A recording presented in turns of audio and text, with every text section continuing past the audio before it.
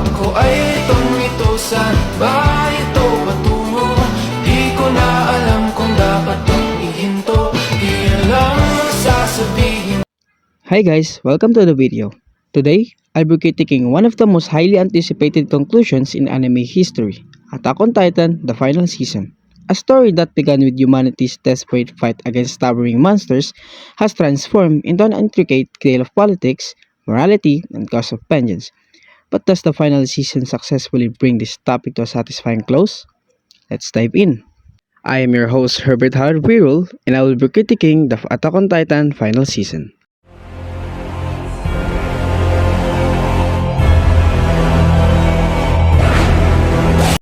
One of the most notable strengths of Attack on Titan is its narrative ambition.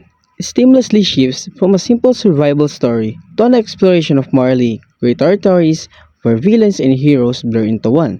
However, this complexity can also alienate casual viewers.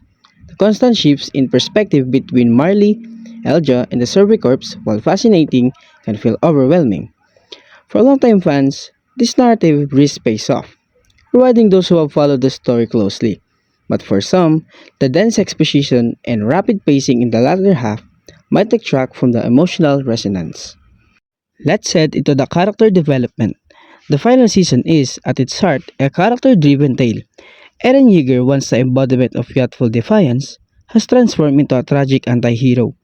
His descent into vengeance and his controversial decisions spark endless debate. But the true brilliance lies in how every character, like Mikasa, Armin, and Reiner, and even secondary figures like Gabi, receives their moment to shine. That said, some fans argue that certain arcs feel rushed, especially given the immense stakes.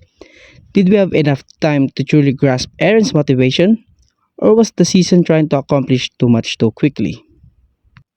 Animation and direction. Studio Mappa took over from Wit Studio for this final season, and with that came noticeable changes in animation style. While the CG Titans were initially divisive, Mappa's mystery shined in key moments, delivering breathtaking visuals during action sequences and emotional confrontations.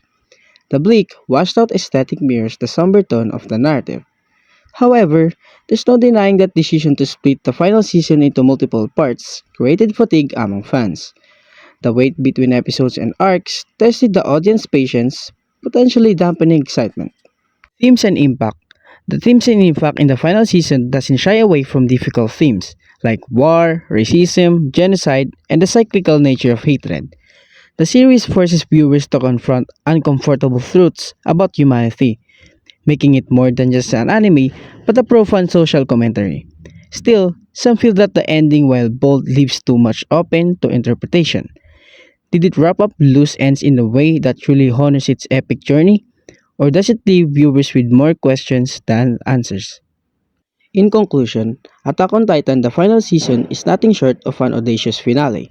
It's a testament to how anime can tackle complex, mature themes while delivering jaw-dropping action. While it's not without its flaws, namely pacing and narrative density, it remains a monumental achievement in storytelling. Whether you love or criticize the ending, one thing is certain: Attack on Titan has left an indelible mark on anime and pop culture. Its thought-provoking themes, compelling characters, and emotional depth have sparked conversations that go far beyond the medium of anime. And as we bid farewell to this monumental series, we're reminded that great stories are not just about how they end, but about the journey they take us on. Attack on Titan has been that journey for many, and it will undoubtedly be remembered as one of the defining works of its time. And with that guys, if I'm going to rate this series, it's probably going to be 8.7 out of 10. It is worth watching and you guys will check it out. And that's all for today guys. Thank you for listening and let us all continue to reflect on the powerful legacy of this incredible anime.